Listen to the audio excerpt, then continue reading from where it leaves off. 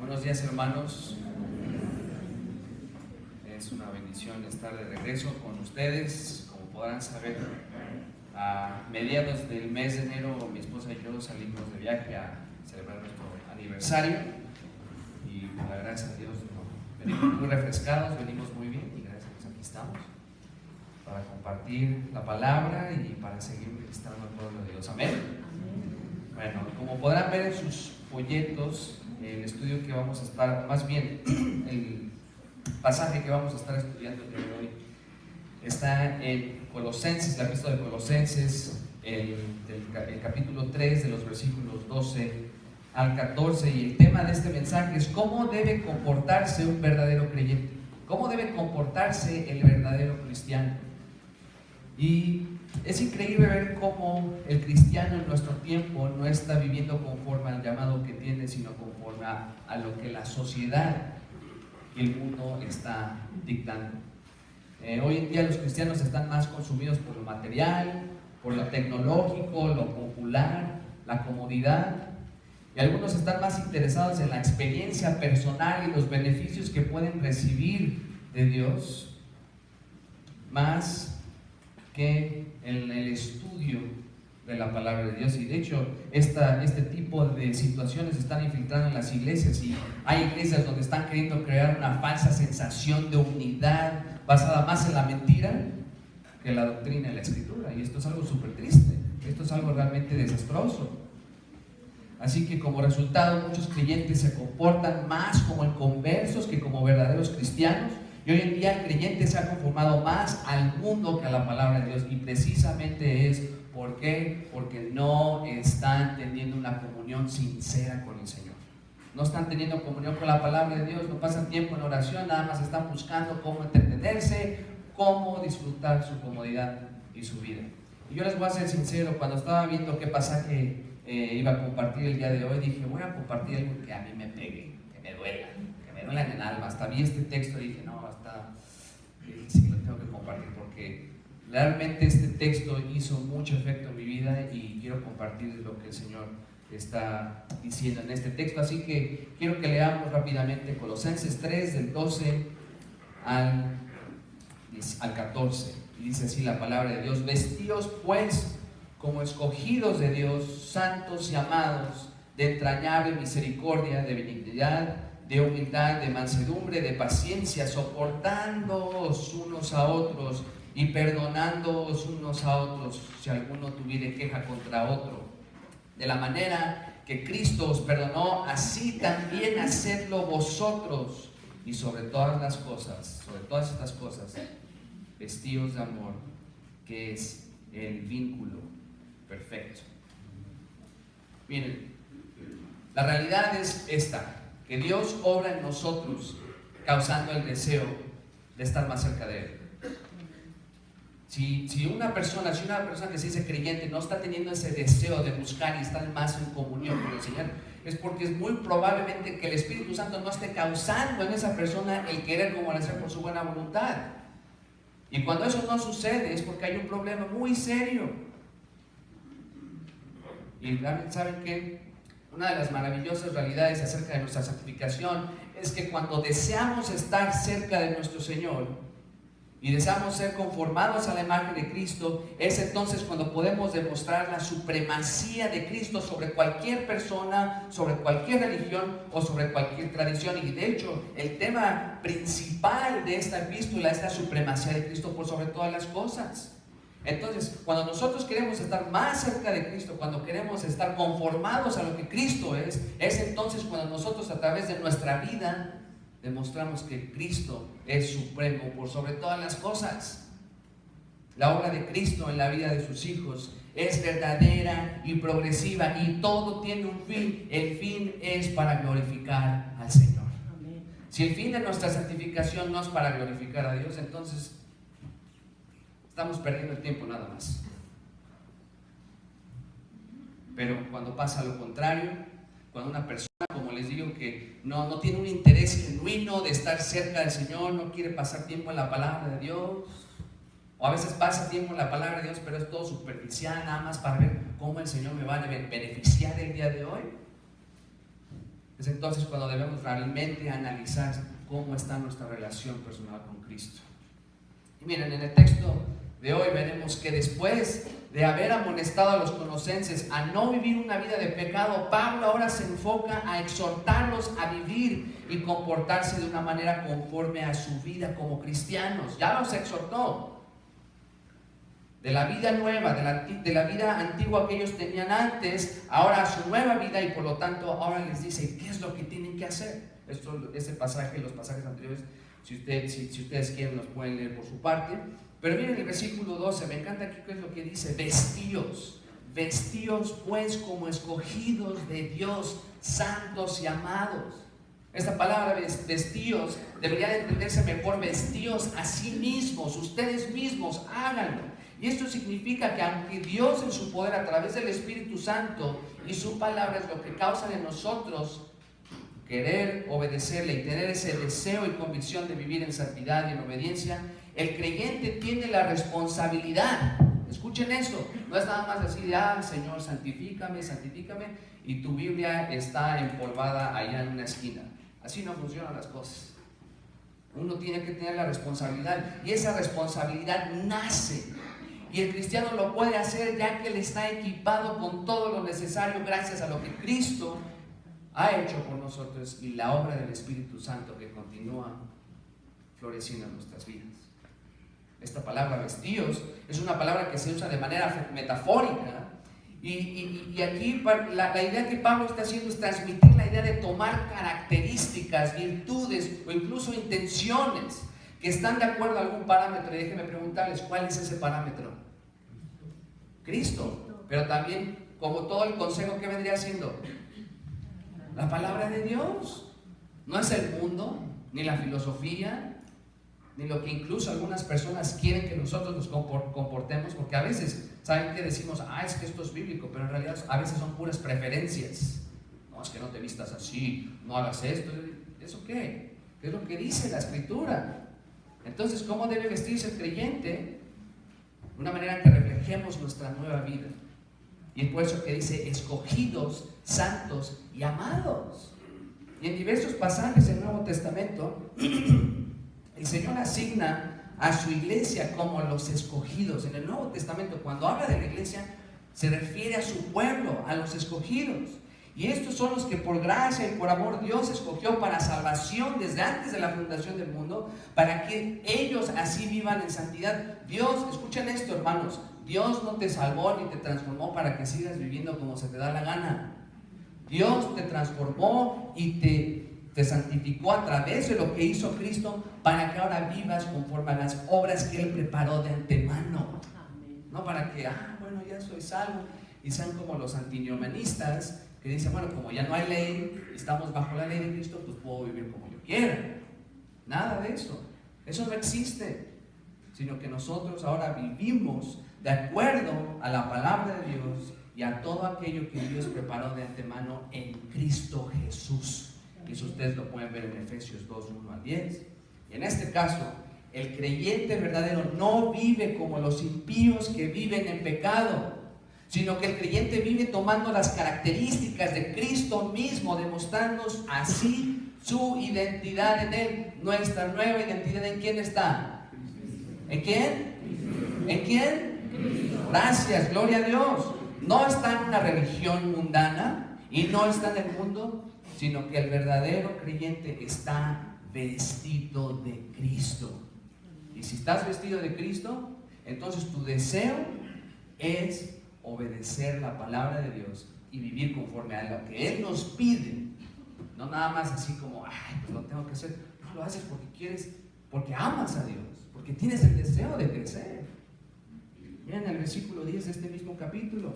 Y revestido, bueno, vean desde el versículo 9, no mintáis los unos a los otros, habiendo despojado del viejo hombre con sus hechos, y revestido de nuevo, el cual conforme a la imagen del que lo creó se va renovando hasta el pleno conocimiento. Y miren, esta palabra Pablo lo ha utilizado en otras epístolas. Esta es la misma idea. Por ejemplo, Romanos 13, 14, no tienen que ir ahí. Andemos como de día, honestamente, no en glotonerías o en borracheras, no en lujurias y lascivias, no en contiendas y envidia, sino vestidos del Señor Jesucristo, y no proveáis para los deseos de la carne. Gálatas 3, 25, 29 también. Pero venida la fe, ya no estamos bajo ayo, pero todos sois de hijos de Dios por la fe en Cristo Jesús, porque todos los que habéis sido bautizados en Cristo, de Cristo estás revestidos. Ya no tienes ustedes se acuerdan, ya no tenemos una naturaleza pecaminosa, sino que ahora somos nuevas criaturas en Cristo Jesús. Y como una nueva criatura, ¿cuál es su deseo? Estar constantemente en obediencia, en comunión con nuestro Señor. También Efesios 4:22, 24, en cuanto a la pasada manera de vivir, despojados del viejo hombre que está viciado conforme a los deseos engañosos, y renovados en el espíritu de vuestra mente, y vestidos del nuevo hombre creado según Dios en la justicia y santidad de la verdad. O sea, vemos una conexión perfecta en lo que dice la Escritura. Aquí nada de que un texto te da permiso para hacer una cosa, aquí el otro no. No, todo está completamente armonizado, y por lo tanto, con base en lo que Pablo dice al principio de este versículo, podemos observar claramente el mandato que Dios nos da a través de su palabra, que es el de vestirnos de virtudes y características que estén de acuerdo a nuestra salvación y nuestra identidad con Cristo. Es difícil, hermanos, es difícil. Porque como decía un hermano allá en la vez, la carnita ahí está llamándote, vente para acá. No, pero hay que estar siempre sujetos a la Escritura y a lo que Dios dice. Y estas características no solo las debemos demostrar delante de aquellos que no son salvos, o sea, no nada más lo tienes que demostrar con los que están en el mundo, sino que también los debemos demostrar con los hermanos en la iglesia. Se me hace tan irónico que haya personas que con los del mundo actúan santos, pero cuando están con otros hermanos de la iglesia son bien mundanotes. ¿Nunca han visto eso? Yo he conocido muchos así en el mundo, así hasta evangelizando y todo, pero cuando están con hermanos de la iglesia hasta chupando y tomando y eso. Yo digo, ¿qué es eso? Emborrachándose, hablando tontería y media y no demostrando. O sea, no hay una consistencia. Hay que ser consistentes, tanto fuera como dentro de la iglesia. Esto es, que debemos hacerlo tanto cuando la gente nos ve como cuando la gente no nos ve. Y miren, déjenme decirles esto. Es fácil en cierta manera demostrar características de cristianos los domingos en la mañana y los días de estudios bíblicos. Es bien fácil ponerse ese traje, ese disfraz. Pero ¿qué hay de aquellas ocasiones en las que estás solo o sola delante de Dios? Paul Washer estaba con un joven hace muchos años y el joven le dijo, oye, yo quiero ser un ministro del Señor. Y Paul Washer le dijo, déjame preguntarte algo, ¿puedes estar solo? Se quedó así, ¿cómo que estar solo? Puedes estar solo y estar seguro de que lo que estás haciendo solo va a glorificar al Señor. Si tu respuesta es sí, gloria a Dios. Si tu respuesta es no, no lo hagas. Cuando uno se comporta como Cristo, reflejamos su supremacía absoluta. Y la única manera en que podemos demostrar estas virtudes y características son a través del estudio de la Escritura y la oración. Y mientras más estudies para estar más cerca de Cristo, no porque maestro de la escuela dominical, no porque mi pastor te lo pidió, no porque la gente te está presionando, sino porque quieres estar cerca del Señor, más vas a estar conformado a su imagen. Así que en este mensaje que vamos a estar viendo el día de hoy, me gustaría que aquellos que están tomando notas, vamos a ver 8 maneras, y de hecho las 8 maneras están aquí descritas o prescritas, podemos decirlo así. 8 maneras en cómo debe comportarse un verdadero creyente. 8 maneras. ¿Cómo debe comportarse un verdadero creyente? En primer lugar, vistiéndote de entrañable misericordia. De entrañable misericordia. Esta palabra entrañable que Pablo utiliza, se utiliza de una manera metafórica para demostrar un sentimiento profundo y la emoción de una persona. De hecho, esta palabra en el Antiguo Testamento, las entrañas o esta palabra se utilizaba para demostrar el origen y el lugar donde las emociones existen. Esto realmente representa lo que es la persona. en nuestra mentalidad occidental, ¿qué es lo que representa el alma o la vida de una persona? ¿El qué? El corazón. De hecho, en la Edad Media, algunos escritores creían que literalmente el alma de una persona vivía en el corazón de la persona. Pero en el Antiguo Testamento estas entrañas demostraban más que emociones. No nada más eran emociones o sentimientos, sino que las entrañas demostraban todo lo que eres delante de Dios. Y es un tipo de entrañable sentimiento que a veces es intercambiable con el afecto de una persona hacia otra. Miren, en Filipenses 1:8 y también en el capítulo 2, del 1 al 2, dice: porque Dios me es testigo de cómo os amo a todos vosotros con entrañable amor de Jesucristo. No es nada más un amor ahí superficial. Ay, hermano, te amo, y ya cuando se voltea, ese hermano es medio sangrón, no me cae muy bien. Hay personas así. Ay, te amo, pero no me caes bien. ¿Qué es eso? Luego Filipenses 2:1-2 dice: por tanto, si hay alguna consolación en Cristo, si algún consuelo de amor, si alguna comunión del Espíritu, si algún afecto entrañable, si alguna misericordia, completad mi gozo, sintiendo lo mismo, teniendo el mismo amor, unánime, sintiendo una misma cosa. Y lo que a mí me encanta es ver cómo esta palabra entrañable, algo que está demostrando una devoción, un sentimiento, algo que expresa a toda la persona, lo complementa con la palabra misericordia. Esta palabra misericordia que Pablo utiliza realmente podría entenderse mejor como compasión. Como compasión. Y estas dos palabras las traduce, no sé cuántos de ustedes tienen la Biblia de las Américas, pero la Biblia de las Américas la traduce muy bien al decir tierna compasión. Tierna compasión.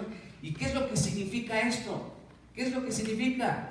Que es un tipo de compasión o misericordia que es sincera, desinteresada y que proviene desde lo más profundo de tu ser, tus entrañas y tu corazón.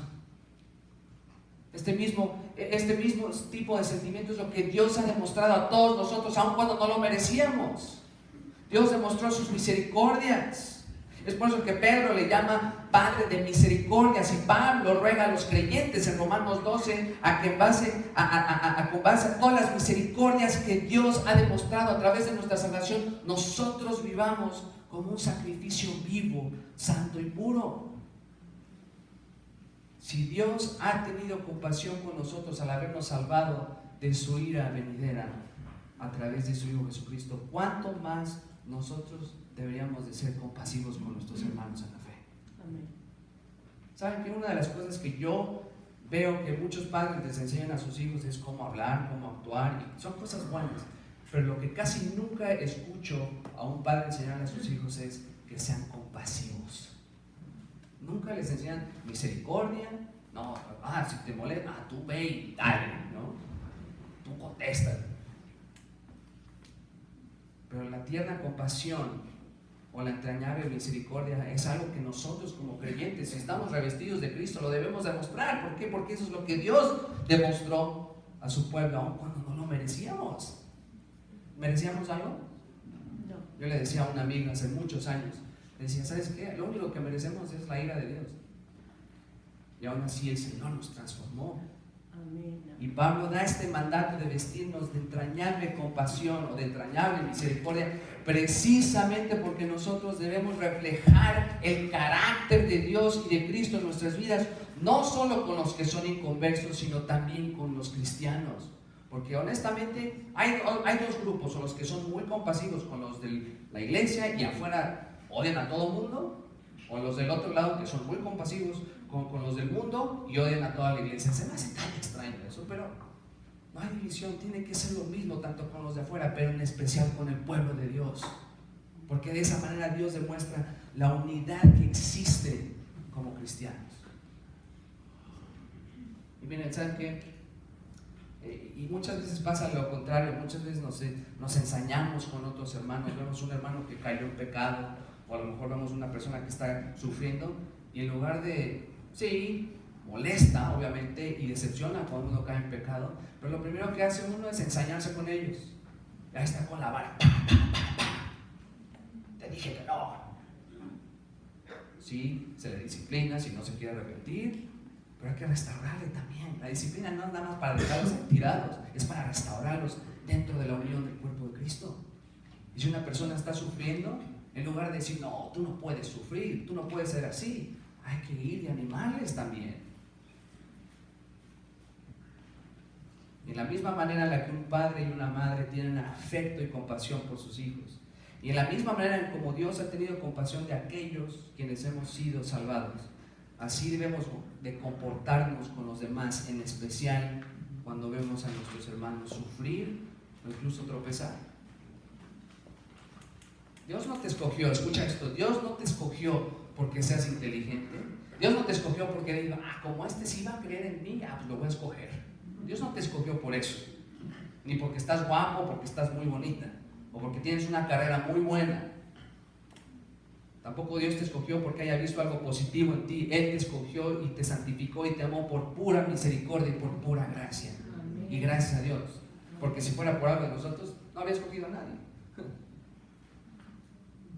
Si Él demostró, hermanos, entrañable compasión contigo, conmigo y con todos nosotros, los que somos sus hijos, entonces debemos imitar esa actitud y vestirnos de entrañable compasión para así demostrar lo que Cristo está haciendo en nuestras vidas. ¿Amén? Amén. Entonces el primero es vestirnos de entrañable compasión o misericordia. En segundo lugar, vistiéndonos de benignidad. ¿Cómo debe comportarse un verdadero creyente? Vistiéndose de benignidad. Ahora, ¿qué significa la palabra benigno? Y algo que tenemos que tener en mente es saber hacer una distinción entre las palabras benignidad y bondad. Y aunque este texto, la Biblia de las Américas, lo traduce como la palabra bondad, eso es donde yo me meto en problemas con algunas traducciones, porque a veces una traducción tiene una traducción muy buena y otra traducción en otra parte como que no la traduce bien, entonces ahí como que uno tiene que estar comparando varias traducciones.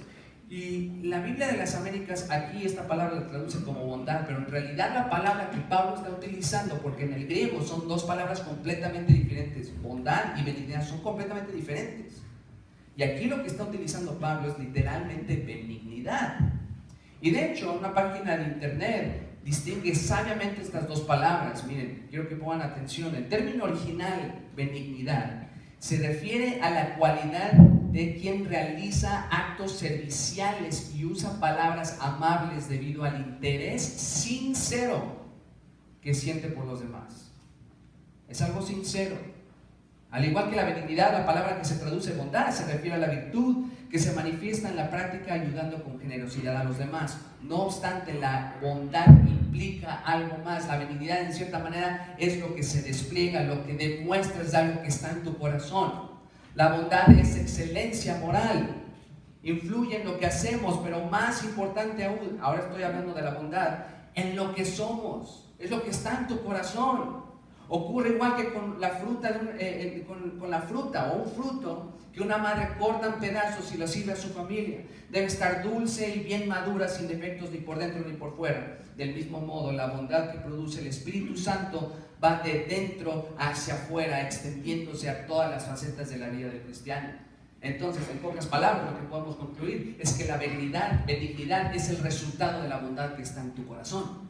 ¿Sí me explico? ¿Sí me explico? Sí. Está haciendo calor, creo. Si puede alguien prender los ventiladores, creo que sería de mucha ayuda. Pero bueno, entonces, aquí lo que está demostrando Pablo es la palabra benignidad y ahorita les voy a explicar por qué.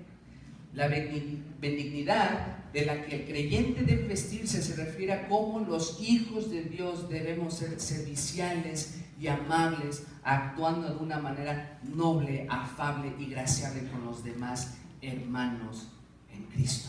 Ese servicio, así de simple, servir los unos a los otros. Y a veces es difícil. Estamos muy interesados en nuestra comodidad, en lo que yo quiero, en mis planes, y se nos olvida servir a los demás. Ándale, ¿quién sabe qué fue eso? Miren, y esto es lo que Pablo está diciendo. Esto es porque Pablo sabe que todo creyente, ustedes se acuerdan que la bondad es un fruto de ¿qué? Es un fruto del Espíritu. Pablo sabe que todo creyente que tiene el fruto del Espíritu debe demostrar benignidad de una manera sincera, surgiendo de su excelencia moral y del corazón. Él está asumiendo, sabes, que si tú eres cristiano, entonces vestirte de benignidad. Es bien fácil decir, no, yo soy bien santo, yo soy moralmente excelente. Yo conocí muchos así, a veces, no lo quiero decir como confesionario, pero a veces yo soy así. No, se cree uno mucho de que el Señor está hablando en nuestras vidas y todo, pero no servimos en nada. Ahí estamos atrás en una esquinita, nada más viendo cómo los demás viven. Y es triste. De hecho, hace ratito me enteré que unos hermanos ayer, después de la boda, se quedaron a servir y se hubieran salido. Hasta me sentí mal. Pero el chiste es que aquí lo que Pablo está diciendo es que estemos sirviendo si realmente estamos vestidos de Cristo. Amén. Porque honestamente, vamos a ser sinceros, ¿sabes? Lo que más nos gusta es que la gente nos sirva. Nos encanta que nos sirvan y nos ayuden y todo, pero a veces no servimos. Y este tipo de benignidad es demostrado hacia aquellos a quienes deseamos servir y beneficiar dentro de la iglesia. Asimismo, este tipo de benignidad y servicio se debe demostrar aún hacia aquellos quienes aparentemente, escuchen esto, aparentemente no se lo merecen. Es bien fácil servir a los que te caen bien. Bien fácil. Pues tú eres mi compadre, yo te sirvo, te traigo, te hago esto. A ese hermano que me cae mal, no, le voy a servir. En serio, es en serio. Yo les estoy hablando. Cuando te llevas bien con alguien dentro de la iglesia, los tratas bien, les sirves bien, hasta con una sonrisa. Pero a los que medio no te caen muy bien, eso se llama, ¿cómo se le dice a eso? Distinción. Y ¿cómo lo dice Santiago? Acepción de personas, parcialidad. Y esto siempre, o sea, si el Señor nos ha servido en el sentido de que Él nos ha dado nueva vida, sin acepción de personas, tanto judío como gentil, ¿cuánto más nosotros debemos demostrar esa actitud con nuestros hermanos en la iglesia? Más aún con los hermanos de la iglesia, porque también hay otro grupo de gente que se la pasa sirviendo a los del mundo. O sea, está bien que uno vaya, les evangelice, les comparta la palabra de Dios, pero tu prioridad principal como cristiano siempre es la iglesia donde el Señor te ha puesto. Y si Dios mostró su eterna y perfecta benignidad para con nosotros, ¿cuánto más nosotros debemos imitar tal benignidad con nuestros hermanos en Cristo? Entonces debemos vestirnos de benignidad. En tercer lugar, una manera en cómo el verdadero creyente debe comportarse es vistiéndose de humildad. Agárrense porque esto está pesado. La humildad es una característica que todo creyente debe tener. Y déjenme decirles esto, la humildad no tiene nada que ver con el estatus social de una persona, honestamente. Yo he conocido hermanos que el Señor los ha bendecido de una manera muy maravillosa y son la gente más humilde que pueden conocer. Yo he conocido hermanos que no les ha ido nada bien y son las personas más arrogantes que hay y prepotentes. Entonces esto no tiene nada que ver con tu estatus. Aquí esta palabra humildad que Pablo utiliza proviene de la idea de estar abajo o hacerse bajo ante algo o alguien. En este caso, esta actitud no es demostrada solamente de una manera externa, sino que es el acto externo como resultado de la humildad que proviene de tu corazón. ¿Por qué digo esto? Escúchenme esto. Hay personas, tanto creyentes como no creyentes, que están orgullosos de su humildad. Yo soy tan humilde. Mira, no hables, por favor, no hables. Viven, se comportan, actúan, hasta hablan y se dirigen hacia los demás como seres humildes. Ay, qué humilde persona. Pero que en realidad es un orgullo mentiroso y putrefacto que aparenta humildad. En muchas ocasiones este tipo de humildad, falsa humildad, es orgullo disfrazado y es peor que la misma arrogancia. Porque estás mintiéndole a todo mundo. Estás haciéndole creer a la gente de que eres muy humilde cuando en realidad eres un arrogante, eres un orgulloso, orgullosa. Charles Spurgeon dijo: existe tal cosa como el orgullo de ser humilde y jactarse de uno mismo, de estar limpio o libre de cualquier cosa como la jactancia. Es una incongruencia. Es una incongruencia. Y ese tipo de actitud es aberrante incluso delante de aquellos quienes no conocen a Dios. Un moralista francés que se llama Nicolas Chamfort, quien efectivamente era un incrédulo, interesantemente dijo algo muy cierto acerca de la falsa humildad. Dijo esto: la falsa humildad o la falsa modestia es la más decente de todas las mentiras. Son palabras sabias. Palabras sabias. Podrás actuar y verte como alguien humilde, hablas, te tratan y estás así, casi está una aureolita atrás de ti. Pero si es algo que no proviene de un corazón sincero y transformado, pero que proviene de un corazón condescendiente y arrogante, lo único que estás haciendo es ser un hipócrita. Esa es la verdad. Creo que todos nosotros hemos caído en este pecado, en este error, o en la falta de práctica de verdadera humildad. Por otro lado, en el mundo también podemos ver claramente cómo aquellos que están perdidos admiran y exaltan la arrogancia y el orgullo y la petulancia de aquellos quienes son poderosos o famosos. El que no es creyente siempre quiere poner sus propios intereses antes que los intereses de los demás, llegando incluso a exaltarse a sí mismo, oprimiendo a los demás, o como lo diríamos, el bullying, en cierta manera. Pero ¿saben qué es lo triste? Que muchas veces en nuestros círculos cristianos, en nuestras iglesias, esto pasa también. La gente busca sus propios intereses sin importarles los intereses de los demás. Yo he visto incluso que hay gente que pone sus intereses a expensas de la seguridad y el bienestar de otros creyentes. Eso es lo más triste que pueda pasar. Sin embargo, esto no es lo que la Escritura enseña. Miren en Filipenses 2, 3, 4, cuando Pablo está demostrando qué actitud nosotros debemos de tomar la misma actitud que Cristo tuvo. Vean lo que dice el versículo 3 de Filipenses 2: nada hagáis por contienda o por vanagloria, antes bien con humildad, estimando cada uno a los demás como que superiores a quien sea, al hermano que tanto tiene dinero como al hermano que no se ve tan adinerado, al que huele bien, al que huele mal.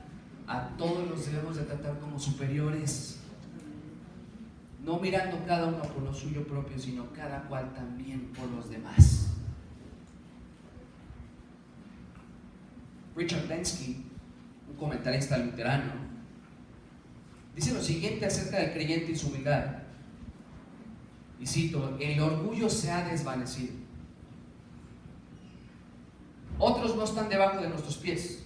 Nosotros mismos somos pobres pecadores. Esto es en referencia al cristiano. No nos rebajamos mientras somos grandes, como pensó Crisóstomo. Sabemos que no somos superiores, por lo tanto, ni siquiera pretendemos serlo. Si tú sabes, ponerlo de una manera más práctica, si tú sabes que no vales nada sin Cristo, ¿para qué intentas hacerte creer que vales algo? Todo es por gracia, hermanos. Y nuestra vida ahora está escondida en Cristo, y si Cristo es el que reina y mora en nuestras vidas, entonces nosotros tenemos que reflejar la humildad de nuestro Señor Jesucristo. Algo que platicaba con mi mejor amigo ahora que estuvimos de vacaciones, mi esposa y yo, es esto: mientras más ves y experimentas la gracia y la misericordia de Dios en tu vida, y mientras más contemplas la gloria y la santidad de Dios, más te das cuenta de que no somos nada. Todo es por Él y para Él, por los siglos de los siglos. Amén. No somos nada.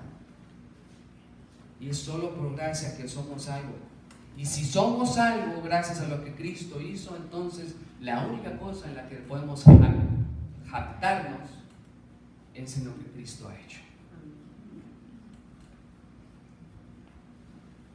En cuarto lugar, ¿cómo debe comportarse un verdadero creyente?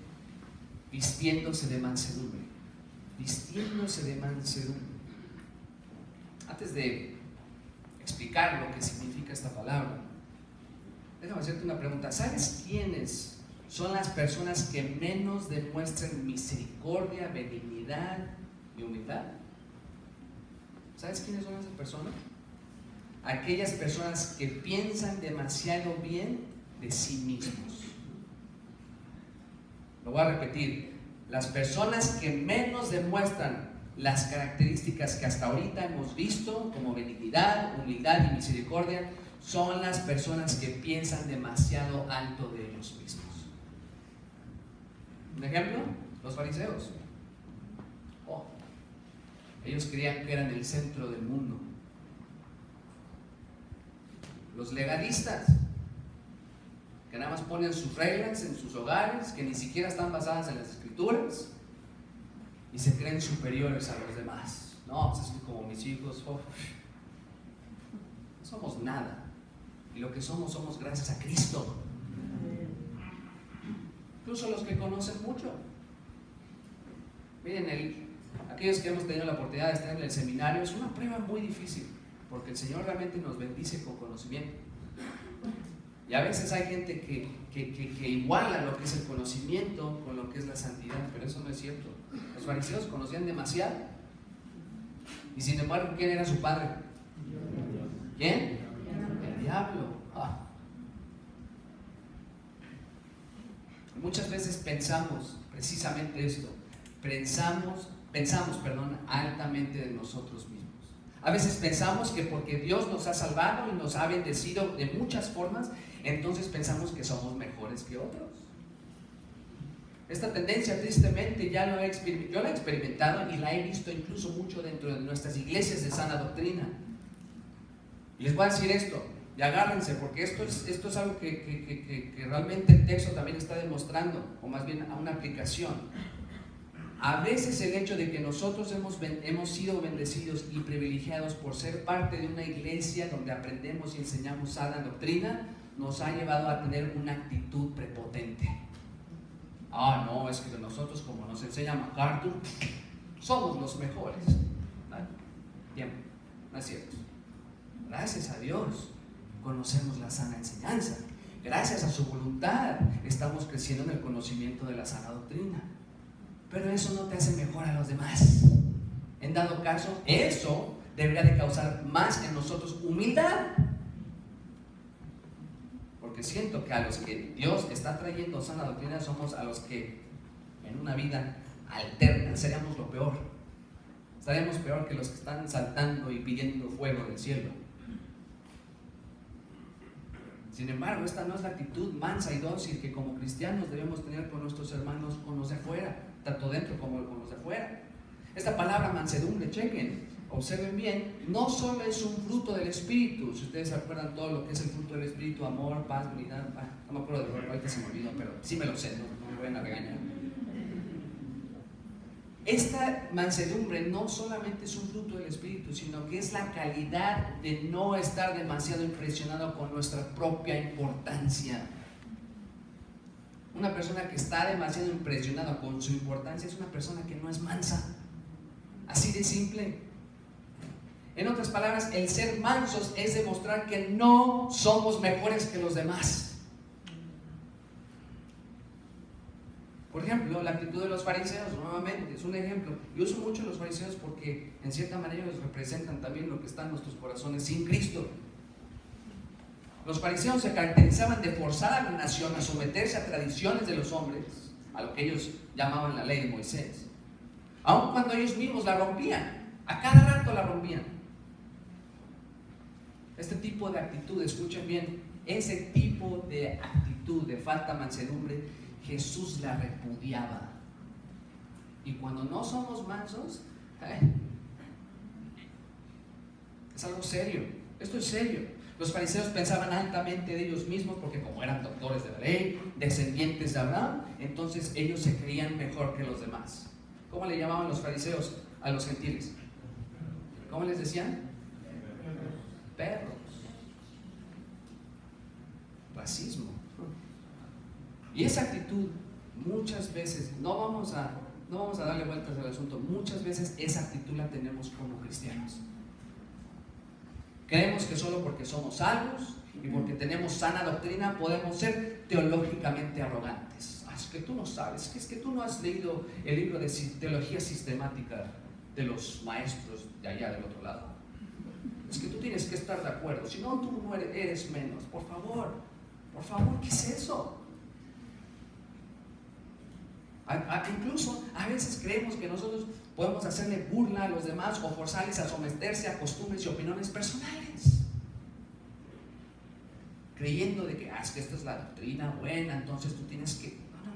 No. Hay que ser mansos, hay que ser humildes, hay que ser benignos y hay que ser misericordiosos. No estoy diciendo que no propaguemos la sana doctrina, obviamente lo tenemos que hacer y esa es nuestra responsabilidad, pero si lo vamos a hacer, lo tenemos que hacer de una manera bíblica y adecuada. Y en todo esto, el perfecto contraste está nuestro Señor Jesucristo.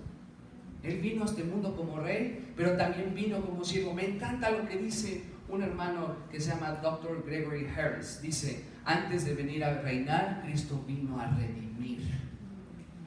¿No es cierto? Yo diría que vino a las dos, pero es muy cierto el énfasis de redención. Como Dios, Él vino como Dios, pero también vino como hombre. Y aún así Él jamás demostró tener una actitud como la de los fariseos. Él siempre fue manso y aunque expuso y confrontó el pecado de los hipócritas fariseos, Él jamás tuvo una actitud prepotente. Jamás lo vemos en la Escritura. Y era duro. Les recomiendo que lean cuidadosamente el Evangelio de Mateo. Y a pesar de que Él siempre fue firme, obviamente, siempre fue manso también. De la misma manera Él demostró que aquellos quienes creían en Él y tomaban la misma actitud de mansedumbre heredarían el reino de los cielos, el reino de la tierra. Vean Mateo 5:5, no tienen que ir ahí. Bienaventurados los mansos, porque ellos recibirán la tierra por heredad. Y Mateo 11:28-29, que es unos versículos que hasta la fecha, bueno, yo creo que por el resto de mis días me hacen un nudo en la garganta. Dice así nuestro Señor Jesucristo: venid a mí, todos los que estáis trabajados y cargados, y yo os haré descansar. Llevad mi yugo sobre vosotros y aprended de mí, que soy ¿qué? Manso y humilde de corazón, y hallaréis descanso para vuestras almas, porque mi yugo es fácil y ligera mi carga. Entonces, ¿por qué es importante vestirnos de mansedumbre? En primer lugar, porque este es un fruto del Espíritu que por lo tanto todos como cristianos deberíamos de reflejarlo de alguna manera. ¿Cierto o no? Y en segundo lugar, no solamente porque es un mandato, sino también porque al ser mansos demostramos conscientemente de que sin Cristo no somos nada. No importa quién eres o quién quieras ser, no importa lo que hayas alcanzado o lo que hayas ganado, si no estás en Cristo, no eres nadie. Si no estamos en Cristo, podemos conocer mucho de las doctrinas de la gracia, mucho de la teología reformada, mucho de la historia de la iglesia, pero si no estamos en Cristo, no somos nada. Y si estás en Cristo, la única razón bíblica, como lo dije anteriormente y lo vuelvo a repetir, de jactarse es gracias a lo que Cristo ha hecho por su pueblo.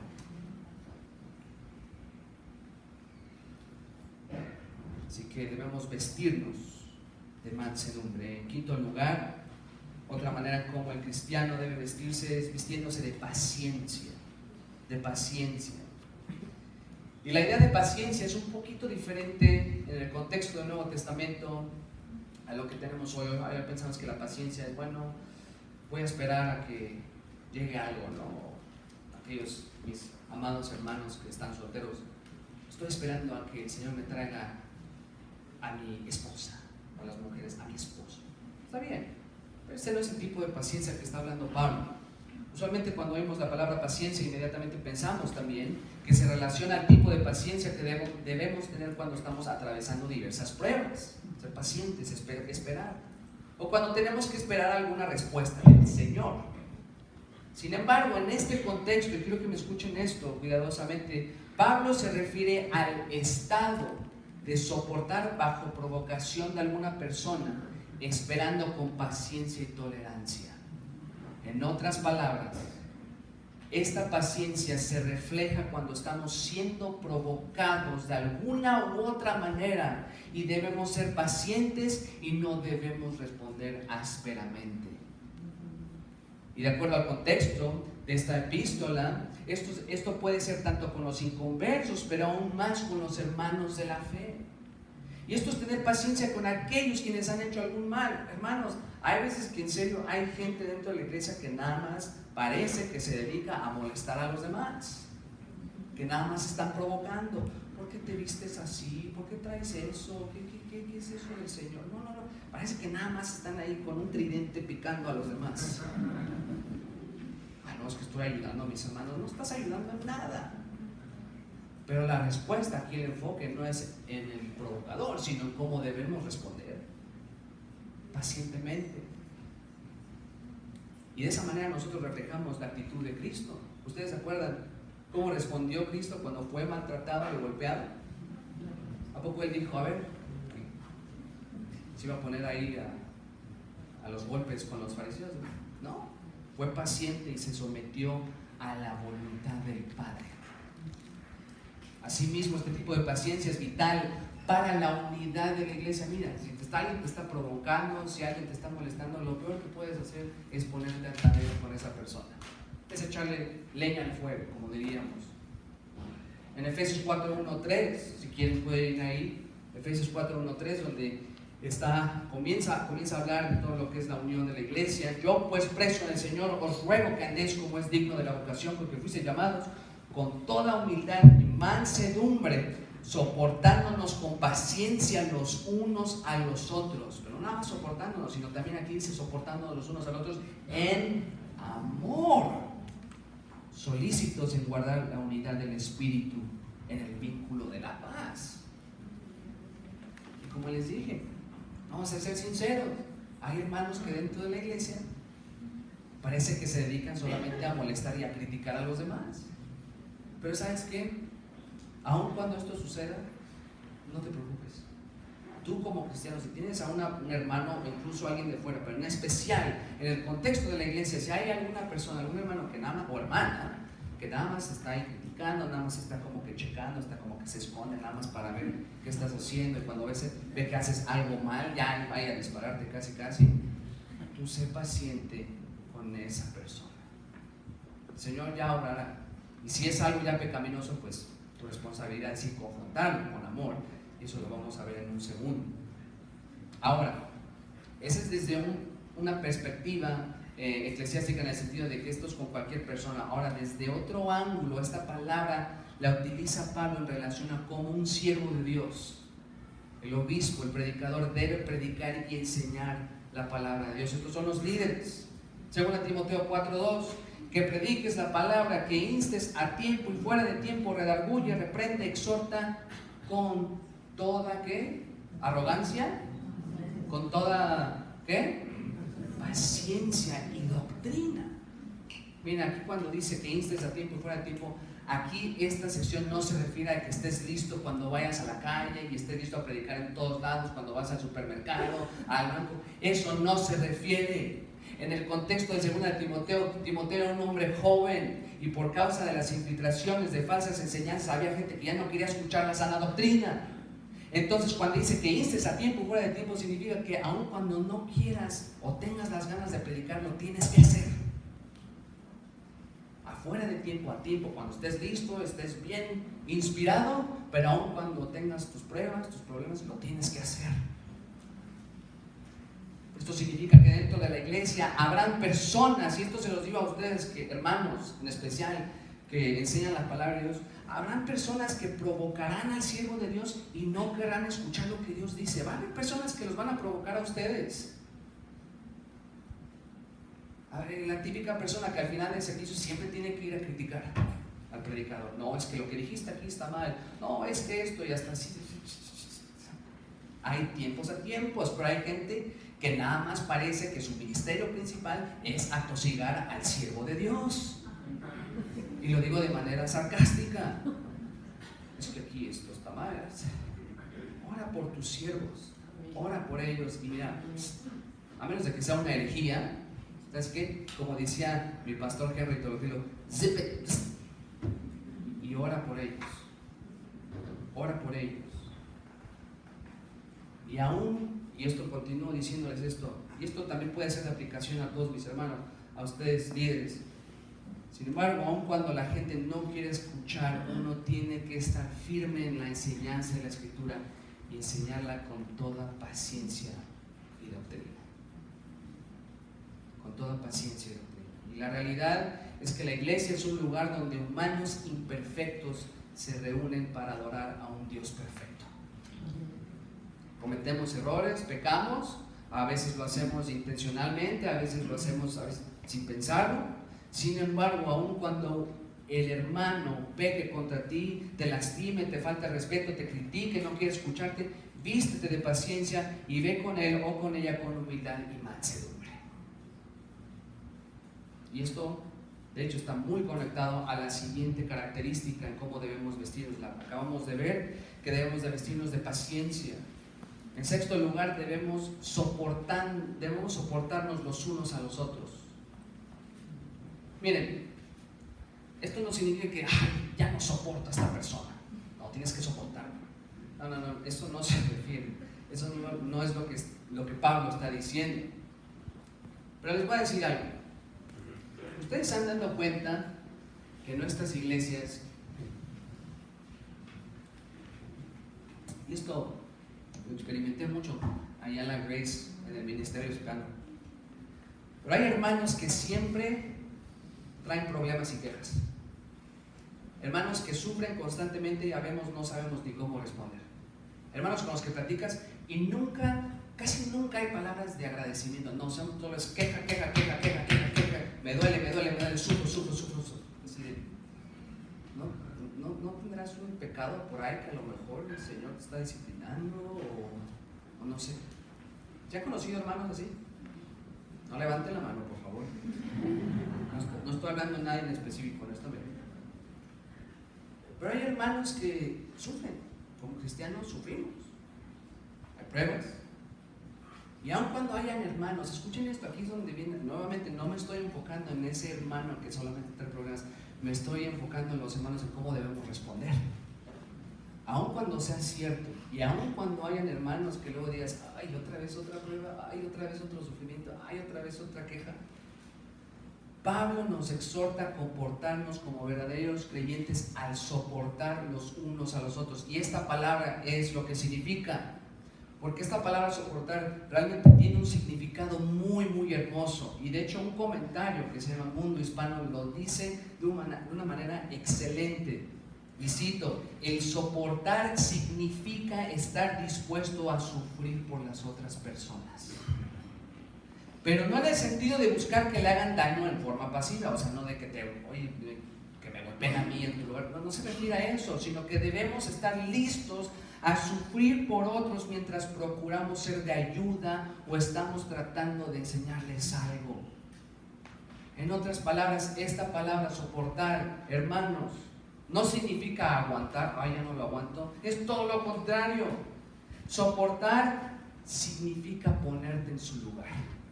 Así de simple, ponerte en sus zapatos.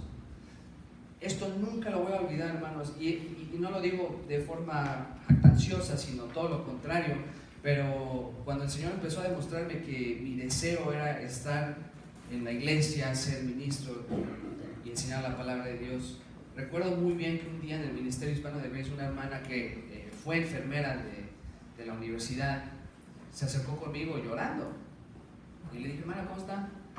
No, estoy bien yo, pero fíjate que mi esposo acaba de fallecer. Fue algo tan... Esas veces que no pude controlarme, me deshice ahí enfrente de ella. Y de hecho una vez se lo compartí a mi mamá y dije, es que esos son momentos en los que sufres con ellos y los apoyas. Y a veces lo mejor en esos momentos es quedarte calladito o calladita y nada más darles un abrazo y estar con ellos y sufrir con ellos. Porque muchas veces en nuestros círculos doctrinales, excelsos y teológicos, y y el legalismo se mete, queremos ahí reprenderlos, darles versículos, bibliazos y todo. ¿Sabes qué? Nuevamente, zip it, sufre con ellos, siéntate, abrázalos, no digas nada, nada más está con ellos. ¿Cuántos de aquí? Bueno, no levanten la mano. ¿Hay hermanos aquí que están sufriendo hoy en día? ¿Sí o no? Claro que sí. Claro que sí. Y si saben de eso, no vayan ahí nada más a darles bibliazos, nada más estén con ellos. Soportan su sufrimiento junto con ellos. ¿Ya ven? Porque a veces cuando uno está sufriendo, está atravesando diferentes pruebas, honestamente la mente, quién sabe qué tiene la mente humana, no pone atención a casi nada.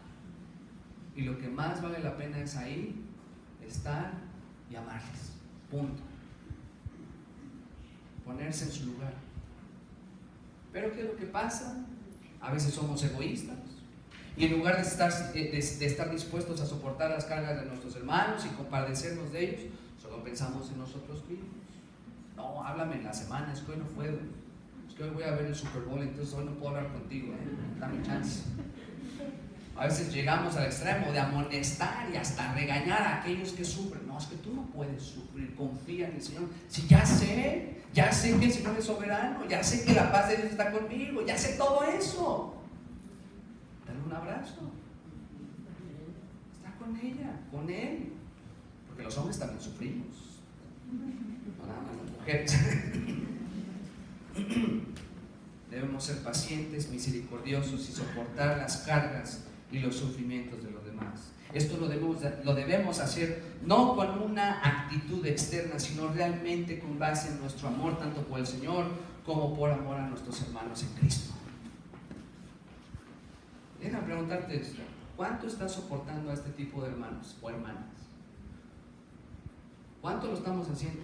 ¿Cuál es la actitud cuando algún hermano o hermana viene contigo a compartirte acerca de sus pruebas, debilidades, incluso sus tentaciones? Porque aunque no lo crean, las tentaciones también son pruebas. Y a veces me da tristeza de que no podamos compartir en lo que estamos siendo tentados porque tenemos miedo a que nos juzguen. Oh, ¿cómo es posible que hagas eso? ¿Cómo es posible que seas tentado? Si estamos en Cristo, todos somos un cuerpo para ayudarnos y fortalecernos los unos con los otros. Entonces tenemos que soportar los unos a los otros. En séptimo lugar, y ya voy un poquito rápido, no sé cuánto tiempo. ¿Sí está bien ese reloj? Ah, casi es. Ándale. Nos quedan como 10 minutos, creo. ¿Cómo debe comportarse un verdadero creyente? Bueno, hasta ahora podemos ver que entrañable es misericordia, de benignidad, de humildad, de mansedumbre, de paciencia, soportando los unos a los otros. Y en séptimo lugar, todavía nos faltan dos, es perdonándonos los unos a los otros. Perdonándonos los unos a los otros. La palabra que nos gusta usar en México, y de hecho en Estados Unidos se usa todo el tiempo, es: me disculpé, le pedí disculpas. Las disculpas no existen. La disculpa es cuando vas de camino y algo te está estorbando y dices disculpa. Esa es la disculpa. El perdón es otra cosa. Déjame explicarles. Vean lo que dice el texto: perdonándoos, unos a otros, si alguno tuviere queja contra otro, de la manera que Cristo os perdonó, así que ignóralo. Haz lo que tú quieras, ¿no? Así también hacedlo. Hacedlo, es un mandato, hacedlo vosotros. Este mandato y característica es probablemente de los más difíciles de hacer, al igual de lo que vamos a ver al final. Muchas veces en nuestra mente, en nuestra carne, la razón inmediata que tenemos cuando tenemos alguna queja contra otro hermano o hermana no es ir y hablarlo con esa persona. Lo primero que hacemos es decírselo al amiguito, o a la hermanita, o al hermanito, o al pastor. Sin embargo, nuestra responsabilidad como creyentes es llevar nuestras quejas en privado con aquellos quienes tienen un problema. Tu responsabilidad es ir directamente con esa persona, aun cuando sea: oye, fíjate que pasó esto. No, tú tienes que ir con esa persona directamente. Asimismo, nuestra responsabilidad es de perdonar a aquellos quienes nos han hecho daño. Yo estoy seguro que aquí hay muchos, si no es que todos, que al menos en alguna ocasión de nuestras vidas nos han hecho daño, ¿cierto o no? Bueno, no amén, pero cierto, porque amén es cuando confirmamos algo positivo, pero a nosotros nos han lastimado, nos han fallado, y esta palabra perdonar transmite la idea de pasar por alto o de mostrar algún favor, que en este caso es perdonar cuando algún hermano nos hace algún daño. Y en el lenguaje original es increíble esta palabra perdonar, porque tiene la misma base de la palabra gracia, que es caris. Entonces, ¿por qué perdonar y gracia tienen el mismo fundamento en este contexto? Es porque este tipo de perdón, y quiero que me escuchen, este tipo de perdón demuestra o es demostrado cuando aquella persona que te ofendió, te dañó o te lastimó, no se lo merece. ¿Sí me explico? Tú perdonas a esa persona aun cuando aparentemente esa persona no se lo merece. Y a veces tenemos esa tendencia de creer de que, bueno, como ya me está tratando mejor, ya me está, bueno, ahora sí ya lo perdono. ¿Sabes qué? Tu disposición es de perdonar a esa persona aun cuando continúe haciéndote daño o quiera ignorarte. Esta palabra demuestra que uno como creyente debe de tener la disposición y la iniciativa de perdonar a su hermano aun cuando el ofensor no haya pedido perdón aún. Yo una vez escuché, y no estoy seguro si estoy de acuerdo, un predicador dijo que no puedes perdonar a una persona que no te pide, que no te pide perdón. No sé si no han escuchado ustedes. Que no puedes perdonar si esa persona. Entiendo, hay una explicación doctrinal, teológica, pero yo me quedo pensando, ¿qué pasa cuando tanto Esteban como nuestro Señor Jesucristo dice perdónalos? Porque no saben lo que hacen. ¿A poco la gente que estaba crucificando al Señor le estaba pidiendo perdón? A Esteban menos, lo apedrearon ahí mismo por exponer la verdad. Entonces, a lo que voy es esto, que nosotros como cristianos, aun cuando nos hayan fallado y aun cuando esta persona no nos haya pedido perdón, nosotros tenemos que tener esa disposición e iniciativa de pasar por alto la ofensa que nos han hecho. ¿Por qué? Porque el amor cubre ¿qué? Multitud de pecados. Y esto es exactamente lo que Dios hizo con nosotros. Esto es exactamente lo que Dios hizo. Él nos predestinó, nos escogió y nos perdonó a través de la obra de Cristo, aun cuando no nos habíamos arrepentido desde una eternidad pasada. Y si no me quedan, lean Efesios 1. Él nos bendijo, nos sentó en lugares celestiales, nos predestinó, nos escogió, nos adoptó, todo incluso antes de que existiera el tiempo. Pero ¿saben qué? Aquí les va. El favor y el perdón inmerecido de Dios hacia nosotros se manifestó cuando finalmente el Señor nos hizo nacer de nuevo. ¿Y saben qué? Esa es una aplicación que nosotros como cristianos debemos tomar. ¿Sabes qué? Me fallaste, me heriste, voy a pasar por alto eso. No vale la pena. Pero sí tienes la responsabilidad de ir a manejar, como lo dije anteriormente.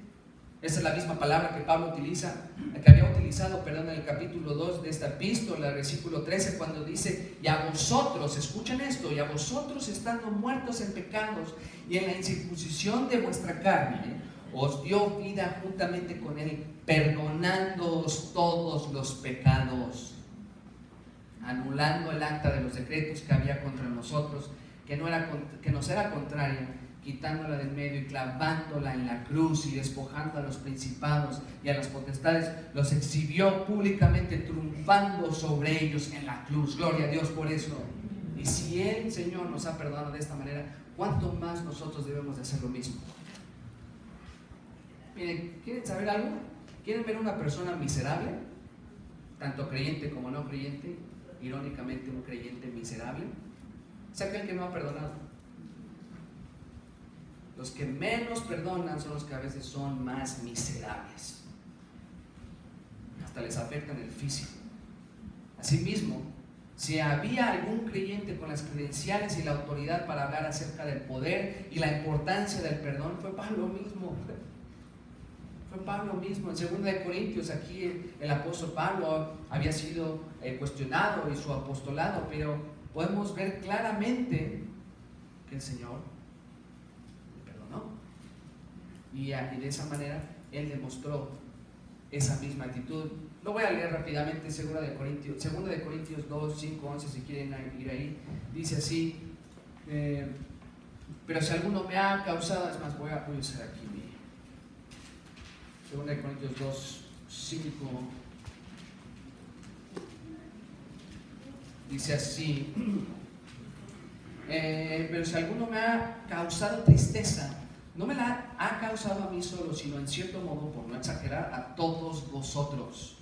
Le basta a tal persona esta reprensión hecha por muchos. Así que al contrario, vosotros más bien debéis perdonarle y consolarle para que no sea consumido demasiada tristeza. Por lo cual os ruego que confirméis el amor para con él, porque también para este fin os escribí, para tener la prueba de si vosotros sois obedientes en todo.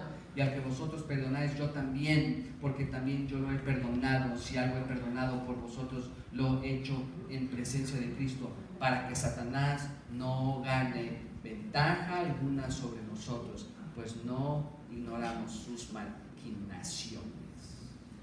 Esa es la actitud que tenemos de tomar. Perdonar, perdonar, perdonar, perdonar. Y la pregunta es, ¿por qué no debemos hacer? O más bien, ¿por qué y cómo? De la manera en que Cristo nos perdonó, así también hacerlo vosotros. Mira, Cristo no nada más nos limpió el pecado, Él lo quitó. Y ya no se acuerda de eso. ¿Ustedes se acuerdan de lo del nuevo pacto? Las palabras del nuevo pacto. Y de sus transgresiones no me acordaré que más. Si realmente estamos vestidos de Cristo y como escogidos de Dios, entonces vamos a imitar el perdón que Él demostró al habernos salvado y perdonado. Pero si no tienes el deseo de perdonar a los que te han fallado y aún sigues recordando esas fallas y sigues teniendo resentimiento, aun cuando sabes el Evangelio, es por una de dos cosas: o no has entendido el perdón que has recibido y tu responsabilidad de poner en práctica ese mismo perdón, o simplemente no has nacido de nuevo. Así de simple. Esta es una de las muchas razones por las que Cristo es supremo a cualquier filosofía, a cualquier religión, a cualquier tradición, ya que mientras que las religiones de este mundo se enfocan en lo que puedes o lo que debes hacer, la fe en Cristo proclama el perdón de pecados que Él ha hecho por su pueblo, algo que jamás podríamos hacer. Y si has experimentado ese perdón a través del Evangelio, hermanos, entonces debemos perdonar a los demás. Pasar por alto. Finalmente, ¿cómo debe comportarse un verdadero creyente? Como que amarra todo, vistiéndose de amor. Vistiéndose de amor. Versículo 14, sobre todas estas cosas, vestíos de amor, que es el vínculo perfecto. Si ustedes se dan cuenta aquí, de todo lo que es la literatura griega, cuando usualmente las palabras más importantes se ponen al principio o hasta el final, o ambas, pero en este caso aquí lo que está haciendo Pablo, él fue creciendo, no está diciendo que sean unas menos importantes, todas son de igual importancia, pero por una razón pone el amor al último, y de esta manera lo hace por lo siguiente: él fue creciendo, llegando hasta, o en crecimiento, hasta la cualidad, la virtud, la característica y el fruto más importante que un creyente debe de tener. ¿Cuál es? ¿Cuál es el fruto del Espíritu con el que comienza Pablo en Gálatas? Amor. Este amor no solo es un fruto del Espíritu, no es solo un fruto del Espíritu, sino que se basa en el amor que el creyente tiene tanto para con Dios como para sus hermanos. Miren, esto es por eso que dijo Jesús en Mateo 22:37: amarás al Señor tu Dios con todo tu corazón y con toda tu alma y con toda tu mente. Este es el primero y grande mandamiento, y el segundo es semejante: amarás a tu prójimo como a ti mismo. De estos dos mandamientos depende toda la ley y los profetas. Uno de los problemas de la nación de Israel en el Antiguo Testamento era precisamente su falta de fe. Y esa falta de fe los llevó a no amar a Dios ni amar a su prójimo. De hecho, hacían todo lo contrario. Sí, ayuda a tus hermanos judíos, pero está bien si puedes odiar a los gentiles. Eso jamás lo enseñó Dios. Jamás. Y realmente la ley solo se puede obedecer de una manera favorable cuando está basada en la fe de Dios. Los que obedecían la ley era porque realmente tenían fe en Dios y de esa manera ellos habían sido justificados porque ellos creyeron en el Mesías venidero. Sin embargo, como muchos judíos no tenían fe en Dios, su obediencia, entre comillas, era superficial, ya que no se basaba ni fe ni en amor. El amor es algo activo y no pasivo. El amor es la característica que por excelencia refleja el estado espiritual de una persona. Y no nada más estoy hablando de fantocherías, así de que palabrerías, hermano, hermana, te amo, y pura. Por favor, por allá está la escuela de actuación Argos, ahí pueden ir. Si nada más son palabrerías, esto es algo activo, se demuestra con acciones. Si una persona no ama, ya para concluir, si una persona no ama, es una persona que no ha experimentado el amor y el perdón de Dios en su vida, y es una persona que se engaña a sí mismo. En 1 de Juan 3, 11, 18, el apóstol Juan dice algo tremendo, tremendo. Quiero que vayan ahí. 1 de Juan 3, 11. Tal vez no lo voy a leer todo el texto porque es un poquito extenso. Pero el versículo 11 dice: porque este es el mensaje que habéis oído desde el principio, que nos amemos unos a otros. Y miren cómo, vean lo que dice después de esto. No como Caín, que era del maligno y mató a su hermano. ¿Y por qué causa le mató? Porque sus obras eran malas y las de su hermano justas. Hermanos míos, no os extrañéis si el mundo os aborrece. Nosotros sabemos que hemos pasado de muerte a vida en que amamos a todos los hermanos. El que no ama a su hermano permanece en muerte. Todo aquel que aborrece a su hermano es homicida. Todo aquel que aborrece a su hermano, ¿qué es? ¿Qué?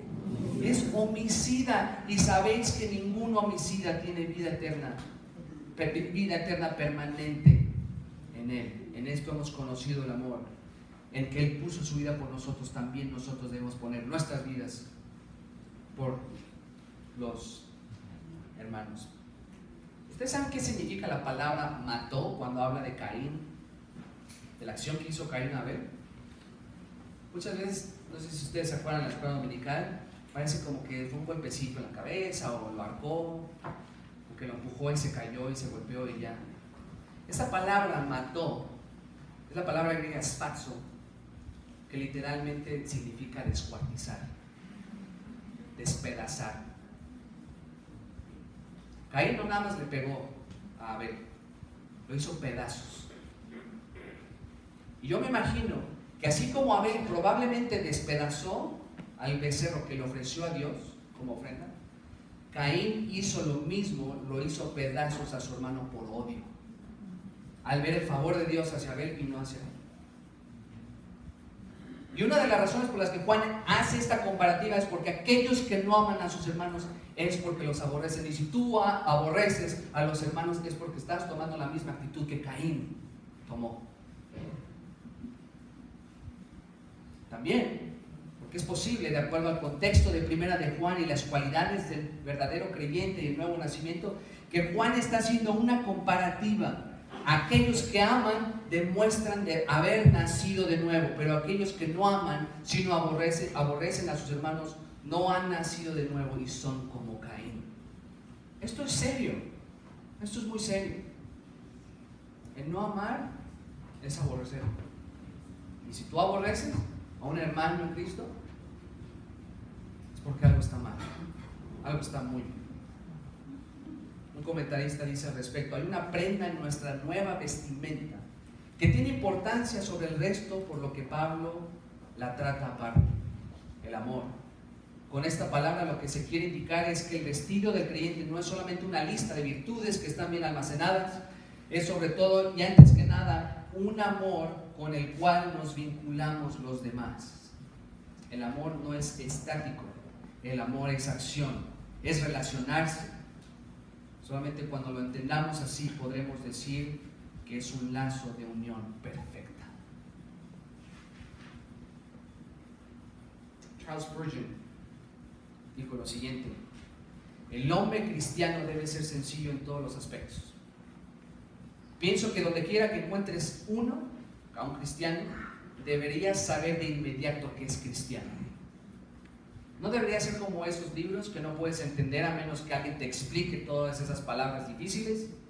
El cristiano debe ser un hombre transparente como Natanael, un verdadero israelita en quien no hay engaño. El hombre que entiende el espíritu de su Señor es como Cristo, un niño hombre, un hombre niño.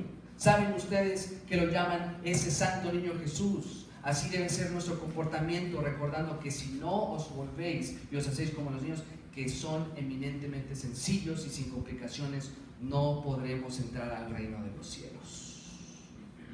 Fin de cita. Hermanos, estas características que estamos viendo no son opcionales.